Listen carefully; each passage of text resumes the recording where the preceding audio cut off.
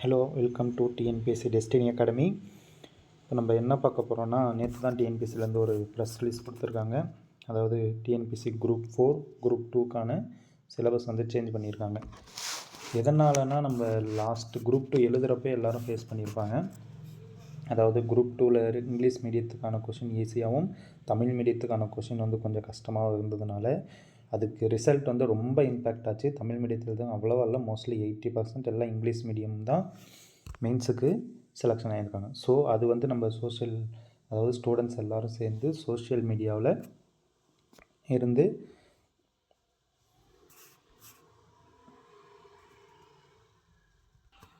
நிறைய சோஷியல் மீடியாவில் நிறைய கொஷின் எழுப்பி டிஎன்பிஎஸ்சிக்கு கிரிவன்ஸுக்கு நிறைய கொஷின் எழுப்பி ஓகே பண்ணதுனால இப்போ அவங்க நம்மளுக்கான ஸ்ட்ரெஸ்ஸை குறைச்சிருக்காங்க. ஓகேங்களா? இப்போ அது என்ன இதுன்னு பார்ப்போம். குரூப் 4க்கு நம்மளுக்கு எதுவும் இல்லை. அதாவது ஜென்ரல் ஸ்டடீஸில் கொஞ்சம் டாபிக்ஸ்லாம் கம்மி பண்ணியிருக்காங்க. அதே மாதிரி தமிழுக்கு வந்து ரொம்ப ரொம்ப குறைச்சிட்டாங்க. தமிழ் இருக்கிறதுலே ரொம்ப ஈஸியான சிலபஸ்ஸு. ஆனால் ஈஸியானதில் தான் ரொம்ப நம்ம தப்பு பண்ணுவோம். சின்ன சின்ன கிராமர் லிட்டிக்கல் மிஸ்டேக்ஸ் ஃபுல்லாக நம்ம நடக்கிறதுக்கான வாய்ப்பு இருக்குது. ஸோ நம்ம எந்த அளவுக்கு படிக்கிறோன்றது, இந்த சிலபஸ் வந்து நம்ம எந்த அளவுக்கு படிக்கிறோன்றது முக்கியம் இல்லை, எந்த அளவுக்கு ப்ராக்டிஸ் பண்ணுறோன்றது தான் முக்கியம். இப்போ நம்ம புக்கை எடுத்து பார்த்தோம்னா, இப்போ நம்ம 6th வரைக்கும் வரைக்கும் புது புக்கு, அதே மாதிரி 6th 10th பழைய புக்கு, அதே மாதிரி 11th 12th புக்கு, அப்புறம் சிறப்பு தமிழ் அதெல்லாம் உட்காந்து படித்தோம். இப்போது அந்த அளவுக்குலாம் நம்மளுக்கு போக தேவையில்லை. நம்மளுக்கு மொத்தம் தமிழில் வந்து பார்த்தோம்னா 7 கொடுத்துருக்காங்க, 7 அலகு கொடுத்துருக்காங்க. அந்த 7 அலகில் 6 அலகு வந்து நம்ம புக்கை தொடவே தேவையில்லைங்க. நம்ம இலக்கணத்தை எந்த அளவுக்கு புரிஞ்சுக்கிறோம், கான்செப்ட் வைஸ் புரிஞ்சுக்கிறோன்ற பொறுத்து தான் நம்மளுக்கு இலக்கணம் வரும். அதே மாதிரி அலகு 7 பார்த்தோம்னா இலக்கியம், தமிழறிஞர்கள், தமிழ் தொண்டுன்னு சொல்லி கொடுத்துருக்காங்க. இந்த 7ல் இருந்து தான் நம்ம புக்கை தொடணும். இதில் நம்மளுக்கு நிறைய எடுத்துட்டாங்க. அதுலேயும் கடைசியில் கொடுத்தாங்க 10ஆம் வகுப்பு வரையிலான பாடப்பட்டத்தை அடிப்படையாக கொண்டது மட்டும்தான் கொடுத்துருக்காங்க. ஸோ அதனால் நம்ம 10வது வரைக்கும் படித்தா 11th 12th போக தேவையில்லை. நம்மளுக்கு அந்த புதுசு 2 புக்குமே படிக்கணுங்க. ஆனால் நம்ம படிக்கிறப்போ சிலபஸில் என்ன கொடுத்துருக்காங்களோ அதை மட்டும் எடுத்துட்டு டாபிக் பிக் பண்ணி நம்ம ஒரு நோட்ஸ் எடுத்து படித்தாலே இது படித்து முடிச்சிடலாம். அந்தளவுக்கு கஷ்டம்லாம் இல்லை. ஓகேங்களா? சிலபஸ் பார்த்துடலாம். இப்போ நம்மளுக்கு முன்னாடி ஃபஸ்ட்டு எடுத்தோடனே ஜென்ரல் சயின்ஸ் கொடுத்துருக்காங்க. இப்போ பார்ட் ஏவை வந்து ஜென்ரல் ஸ்டடீஸ்லாம் பார்ட் ஏவில் கொடுத்துட்டு பார்ட் பியை வந்து தமிழ் கொடுத்துருக்காங்க. இதுவே ஒரு என்ன சொல்கிறது, நம்மளுக்கு ஒரு செக்கு தான் சொல்லலாம். முன்னாடி வந்து பார்த்தோம்னா நம்மளுக்கு தமிழ் வந்து ஃபஸ்ட்டு கொடுத்துட்டு ஜென்ரல் ஸ்டடீஸ் பின்னாடி கொடுப்பாங்க. ஸோ அதனால் எல்லோரும் எடுத்தோடனே கேண்டிடேட்ஸ்லாம் என்ன பண்ணுவாங்க, எடுத்தோடனே ஃபஸ்ட்டு வந்து தமிழ் முடிச்சிடுவாங்க. ஸோ தமிழ் வந்து கடகட முடிச்சோடனே அந்த ஒரு கான்ஃபிடென்ட் வரும். அதே கான்ஃபிடென்ட்டில் ஜென்ரல் ஸ்டடீஸ் போகும்போது நம்மளுக்கு அந்த கான்ஃபிடென்ட்டாக கொஞ்சம் ஓரளவுக்கு நம்மளுக்கு ஆன்சர்ஸ் கெஸ்ஸிங் அந்த மாதிரி நிறைய நல்லா வரும். ஆனால் அதே இப்போ லாஸ்ட்டு குரூப் 2ல் நம்மளுக்கு அப்படியே மாற்றிட்டாங்க. இப்போ இங்கே எப்படி பேட்டர்ன் கொடுத்தாங்க அப்படி தான் லாஸ்ட் டைம் குரூப்பில் கொடுத்தாங்க. ஃபஸ்ட்டு தமிழ் கொடுத்துட்டு அடுத்தது ஜென்ரல் ஸ்டடீஸ் கொடுத்துருக்கப்போ என்னாச்சு, ஃபஸ்ட்டு ஜென்ரல் ஸ்டடீஸ் கூட அடுத்து தமிழ் கொடுத்துருக்காங்க. அப்படி கொடுக்கும்போது என்னாச்சு, எல்லாருமே தமிழ் போகாமல் நிறைய பேர் வந்து ஜென்ரல் ஸ்டடீஸ் வந்து ஸ்டார்ட் பண்ணியிருக்காங்க. ஸோ அங்கே கொஷின்லாம் ரொம்ப காம்ப்ளிகேட்டடாக இருந்ததுனால நம்மளுக்கு தமிழ் பக்கம் போகிறப்போ எல்லாம் ஈஸியான கொஷின் கூட கொஞ்சம் கேர்லெஸ் மிஸ்டேக்கெல்லாம் நிறைய மிஸ்டேக் பண்ணியிருக்காங்க. ஸ்டூடெண்ட்ஸ்லாம் நிறைய சொன்னாங்க. ஓகேங்களா? இப்போ ஒன்றும் இல்லை, இப்போ அதே மாதிரி தான் இங்கே கொடுத்துருக்காங்க. ஸோ எப்பயுமே நான் சொல்கிறது தான், ஃபஸ்ட்டு தமிழ் முடிங்க, தமிழ் முடிச்சுட்டு அதுக்கப்புறம் ஜென்ரல் ஸ்டடீஸ் வாங்க. அதுதான். இப்போ ஃபஸ்ட்டு நம்மளுக்கு ஜென்ரல் ஸ்டடீஸில் ஃபஸ்ட்டு ஜென்ரல் சயின்ஸில் 5 கொஷின்ஸ் தான். அதில் நம்ம இம்பார்ட்டண்டான டாபிக்ஸ் மட்டும் பார்க்கணும். அதே மாதிரி ரொம்ப டெப்த்தாக சயின்ஸில் போயிட்டு இருந்தோம்னா நம்மளுக்கு 5 கொஷின்ஸ் தான் கேட்கலாம். அந்த 5 கொஷின்ஸ்லாம் அவனுங்க ஒரு 2 கொஷின்ஸ் 3 கொஷின்ஸ் கரண்ட் அஃபேர்ஸில் போங்க. ஏன்னா லாஸ்ட் டைம் கொஷின் கேட்டதிலே பார்த்துருப்பீங்க, கரண்ட் அஃபேர்ஸில் தான் நிறைய வந்தது. ஸோ சயின்ஸுக்கு அந்தளவுக்கு இல்லை நம்மளுக்கான மோஸ்ட்லி இந்த சவுண்ட், லைட், ஹீட், அதே மாதிரி ஆசிடு, ஓகேங்களா, ஆசிட், பேசஸ், சால்ட்டு, அந்த மாதிரி பெட்ரோலியம், ஃபெர்டிலைசர், பெஸ்டிசைட்ஸ் அந்த மாதிரி நிறைய பார்த்துக்கிட்டா போதும். அதே மாதிரி அடுத்தது ஜாகிரஃபியில் 5 கொஷின். ஜாகிரஃபியில் அந்த டைரெக்டாக முன்னாடிலாம் இந்தியாவை பற்றி, இந்தியா லொக்கேஷன்ஸை பற்றி அப்படி வரும். இந்த டைம் வந்து டைரெக்டாக எர்த் லொக்கேஷன் போயிட்டாங்க, அது கொஞ்சம் ஆட் ஆகிருக்கு. அதே மாதிரி ஃபிசிக்கல் ஃபீச்சர்ஸ், மான்சூன், ரெயின்ஃபால் அதெல்லாம் அதே தான். நம்ம 10th புக் வரைக்குமே படித்தாலே நம்மளுக்கு ஓரளவுக்கு போகலாம். அது இல்லாமல் நம்ம கரண்ட் அஃபேர்ஸாகவும் கொஞ்சம் நிறைய படிக்க வேண்டியதாக இருக்கும் ஜாகிரஃபியில். அதே மாதிரி இப்போது நம்மளுக்கு முன்னாடி ஹிஸ்ட்ரியெல்லாம் ஏன்ஷியன்ட் ஹிஸ்ட்ரி, அதே மாதிரி ஐஎன்எம் அப்படி கொடுத்தாங்க. இப்போ எல்லாமே ஒன்றா சேர்த்து இந்தியன் ஹிஸ்ட்ரி, கல்ச்சர், அதே மாதிரி இந்தியன் நேஷ்னல் மூமெண்ட் எல்லாம் சேர்த்து கொடுத்தாங்க. அந்த 2 சேர்த்து கொடுத்ததுலுமே 2த்தையும் சேர்த்து தான் 10 கொஷின் தான்.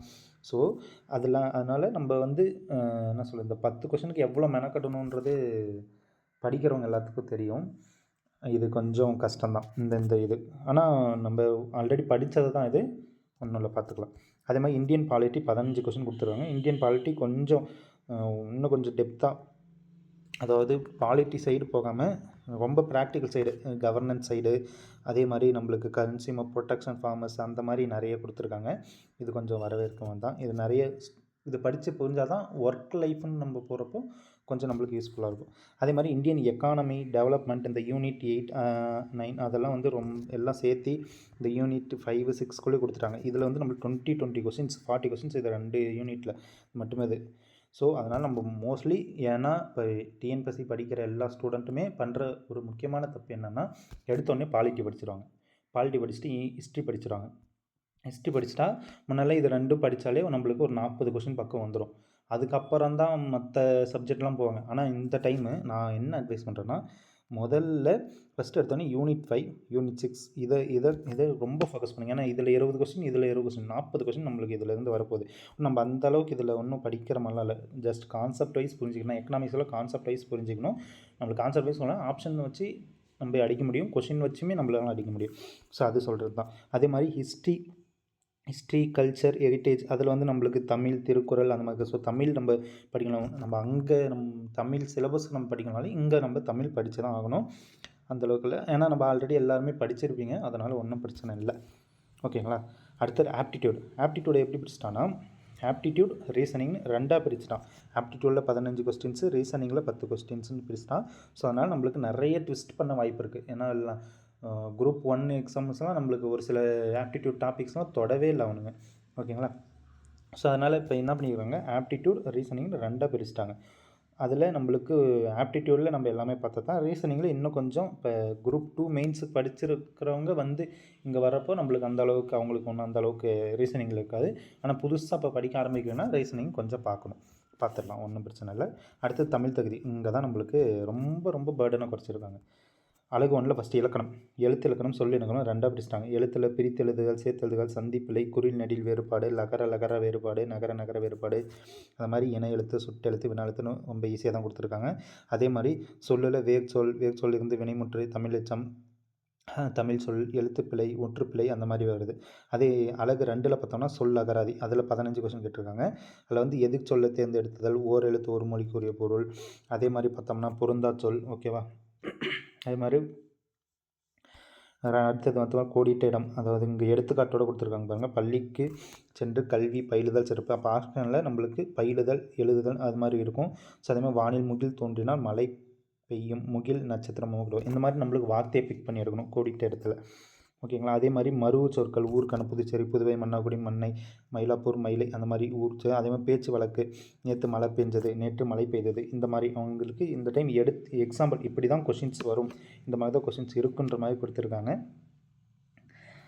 ஓகேங்களா? அது வந்து இங்கே வருது. அழகு 3 பார்த்தோம்னா எழுதும் திறம்னா ஒன்றும் இல்லைங்க, நம்மளுக்கு ஒரு சில வேர்ட்ஸ் எல்லாம் கொடுத்துருவாங்க. அந்த வேர்ட்ஸை வச்சு நம்ம ஒரு சொற்றொடரை அமைக்கணும். அதாவது தொடர் வகை, அதாவது நம்மளுக்கு இது எதை பற்றினா செய்வினை, செய்வாட்டு வினை, தன்வினை, பிறவினை அதெல்லாம் நம்மளுக்கு நல்லா தெரிஞ்சால் இந்த டாபிக்ஸை நம்ம ஈஸியாக முடிக்கலாம். அதே மாதிரி மரபு தமிழ், அதாவது நம்மளுக்கு உயர்திணை, அக்திணை, ஓகேங்களா, அந்த மாதிரி இருக்கும். அப்புறம் பால் வகைகள் இருக்கும், அதே மாதிரி திணை வகைகள் இருக்கும். ஓகேங்களா? இளமை பெயர் அந்த மாதிரி கொஞ்சம் வரத்தான். இதுவும் ஈஸி தான். நம்ம வந்து ப்ராக்டிஸ் தாங்க, தமிழை பொறுத்த வரைக்கும் ப்ராக்டிஸ் தான். அடுத்து அழகு 4 பார்த்தோம்னா கலைச்சொற்கள் வந்து 10 கொஸ்டின் கேட்குறாங்க. கலைச்சொற்கள்னால் நம்மளுக்கு இங்கிலீஷ்லேருந்து தமிழில் மற்ற தான். அது எந்தெந்த டிபார்ட்மெண்ட்டும் சொல்கிறாங்க, அறிவியல், கல்வி, மருத்துவம், மேலாண்மை, சட்டம், புவியன்ட்டு. ஸோ முடிஞ்சளவு ஃபஸ்ட்டு புக்ஸில் இருக்கிற இந்த கலைச்சொற்கள்லாம் பார்த்துட்டு, அதை தாண்டி apart from that out sources கலைச்சொற்கள் கொஞ்சம் பார்க்கணும். ஏன்னா லாஸ்ட் டைம் குரூப் 2வில் கூட ஒரு கலைச்சொற்கள் கேட்டான், ரொம்ப அவுட் சோர்ஸ்லேருந்து தான் கேட்டிருந்தான். ஸோ அதனால் அந்த மாதிரி அவுட் சோர்ஸ்லேருந்து கேட்க வாய்ப்பு இருக்குது. கலைச்சொற்கள் அவுட் சோர்ஸ்லேருந்து நம்ம படித்து தான் ஆகணும். அதே மாதிரி அழகு 5ல் பார்த்தோம்னா வாசித்தல், அதாவது ஒரு பத்தியை கொடுத்தோம், அந்த பத்தியை வாசித்து நம்ம அந்த பத்தியிலேருந்து கேட்குற கொஷினுக்கு ஆன்சர் பண்ணுற மாதிரி. இது இப்போ இங்கிலீஷ் மீடியமுக்கு அந்த மாதிரி இருந்தது, இப்போ தமிழுக்கு அந்த மாதிரி கொடுத்தாங்க. ரொம்ப நல்ல விஷயம். 15 கொஷின் அதில் வருது. அது இல்லாமல் இது மட்டும் இல்லாமல் பழமொழியை பற்றி கேட்கறது, அதே மாதிரி பார்த்தோம்னா மரபு தொடரோட பொருள் கண்டறிது, அந்த மாதிரிலாம் இதில் வரும். அடுத்தது அழகு 6 பார்த்தோம்னா எளிய மொழிபெயர்ப்பு. ஒன்றில் சின்ன ஒரு இது கொடுத்தா அது தமிழ் மொழிபெயர்ப்பு எந்த மாதிரி இருக்குன்னு சொல்லி கேட்பான். அதிலே கொடுத்துருக்காங்க பாருங்கள். ஆங்கிலம் பிறமொழி சொற்களுக்கு இனியான தமிழ் சொற்களை அறிகிற மாதிரி தான் இருக்கும். அதாவது சிம்பிள் வேர்டு நம்ம அன்றாட வாழ்க்கையில் பயன்படுத்த pen drive, painter, computer, keyboard அந்த மாதிரி அப்படி தான் சொல்கிறாங்க. அடுத்தது பார்த்தோம்னா அழகு 7. இங்கே தான் நம்மளுக்கு இலக்கியம், தமிழறிஞர், தமிழ் தொண்டும் அப்படின்னு சொல்லிட்டு எல்லாமே கொடுத்துருக்காங்க. இதில் வந்து நம்மளுக்கு திருக்குறளில் வெறும் 20 அதிகாரம் மட்டும் தான் கொடுத்துருக்காங்க. இந்த 20 நம்ம படிச்சுக்கிட்டாலே நம்மளுக்கு மோஸ்ட்லி அதே மாதிரி அங்கே யூனிட் 6லேயும் இது வந்து கவர் ஆகிற மாதிரி இருக்கும், திருக்குறள் பற்றியான இதெல்லாம். ஓகேங்களா. அதுக்கப்புறம் பார்த்தோம்னா திருக்குறள் முடிஞ்சதுக்கப்புறம் நம்மளுக்கு மேற்கோள்கள் கொடுத்துருக்காங்க. அதாவது நம்ம 10th புக் வரைக்கும் இருக்கிற சிறந்த மேற்கோள்கள்லாம் எடுத்து நம்ம ஒரு அலைன் பண்ணி வச்சுட்டோம்னா அது ஓகே. அடுத்து அறநூல்கள் எடுத்துக்கணும். நாலடியார், நான்மணி கடிகை, பழமொழி 400, முதுமொழி காஞ்சி, திரிகடகம், என்ன 40, சிறு பஞ்சமூலம், ஓகே, ஏலாதி, ஔவையார் பாடல்கள் இதெல்லாம் நம்மளுக்கு சிலபஸில் எங்கெங்கே இருக்கோ அதை மட்டும் நம்ம படிச்சுக்கிட்டாலே போதுமானதாக இருக்கும். அடுத்தது பார்த்தோம்னா திராவிட மொழிகள், அது நம்மளுக்கு 9th யூனிட்லேயே ஃபஸ்ட்டு வரும். அதே மாதிரி நம்மளுக்கு அந்த பழைய புக்கு 8th சம்திங் எங்கேயோ வரும். ஸோ அந்த மாதிரி இருக்கிறதுல இங்கே படிச்சுக்கிட்டால் நம்மளுக்கு அது ஓகே. அடுத்தது தமிழறிஞர் உ.வே.சா, மீனாட்சி சுந்தரம், ஓகேவா, லக்குவனார், அதே அவங்களுக்கான தமிழ் பணிகள், அதே மாதிரி தேவனைய பாவனா, அகரமுதலி, பாவல பெருஞ்சித்தனம், ஜி.போப், வீரமுனிவர் அவங்களோட தமிழ் தொண்டு அந்த மாதிரி படிச்சுக்கணும். அதே மாதிரி தமிழ் சான்றோர் பற்றி சில குறிப்புகள்லாம் இருக்குது. இதில் நம்மளுக்கு பார்த்தோம்னா கம்பராமாயணம் இல்லை, சிலப்பதிகாரம் இல்லை, ஓகே, அதே மாதிரி உமறுப்புழுவர் பற்றி இல்லை. ஸோ அந்த மாதிரி நிறைய இதெல்லாம் இல்லை. ஓகேங்களா. ஸோ அதனால் நம்மளுக்கு நிறைய கன்ஃபியூஷன் வரக்குள்ள நம்மளுக்கு ரொம்ப போர்ஷன் கம்மி தமிழில். ஆனால் இங்கே என்ன பிரச்சனைனா தமிழில் போர்ஷன்ஸ் கம்மி, கொஷின்ஸ் டஃப்பாக இருக்கும். இப்போ தமிழில் எல்லாமே போர்ஷன் கம்மி பண்ணிட்டாங்க, ஸோ அதனால் கட் ஆஃப் இன்க்ரீஸ் ஆகும், அதெல்லாம் வாய்ப்பே இல்லைங்க. கட் ஆஃப்லாம் இன்க்ரீஸ் ஆக வாய்ப்பு இல்லை.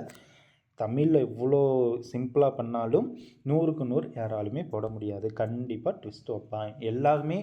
இப்போ இதுக்கு முன்னாடி இருந்த சிலபஸில் படிக்கிறது பேர்டன் அதிகமாக இருந்தது. ஆனால் கொஷின்ஸ்லாம் எப்படி இருந்ததுன்னா புக்கில் படித்தது அப்படியே டைரக்டிவாக கொஷின்ஸ் இருந்தது. ஆனால் இந்த படி அப்படிலாம் இல்லை. இந்த புக்கில் இருந்து நம்மளுக்கு எங்கே கேட்பாங்கன்னே தெரியாது.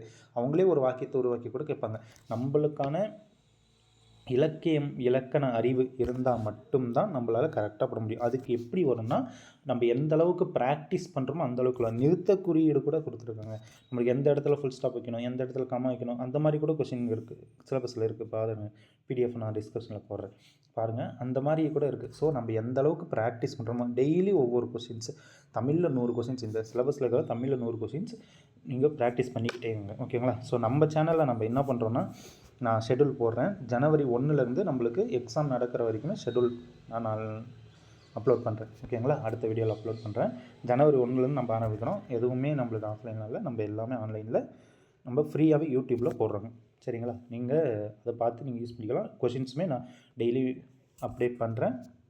நம்மளுக்கு கண்டினியூஸாக நம்ம அந்த ஷெட்யூல் படி போகிறோம். நம்ம அந்த மாதிரி அடுத்த 2025 குரூப் 4 நம்ம வந்து அடித்து தூக்குறோம். அதுதான் இதுக்கான டார்கெட். ஓகேங்களா. இப்போ இதுதான் சிலபஸ், இதுதான் நம்ம டிஸ்கிரிப்ஷனில் கொடுக்குறேன். நீங்கள் கோத்ரோ பண்ணுங்கள். முதல்ல ஒரு நோட் எழுதுங்க. நோட் எடுத்து இருக்கிற சிலபஸ்லாம் எழுதுங்க. உட்காந்து உங்கள் வாயால் படிங்க. சிலபஸை ஃபஸ்ட்டு படிங்க. படித்தா தான் நம்ம எது எங்கெங்கே என்னத்தை படிக்கணுன்றது நம்மளுக்கு புரியும். ஓகேங்களா. தேங்க்யூ. நெக்ஸ்ட் வீடியோவில் பார்க்கலாம்.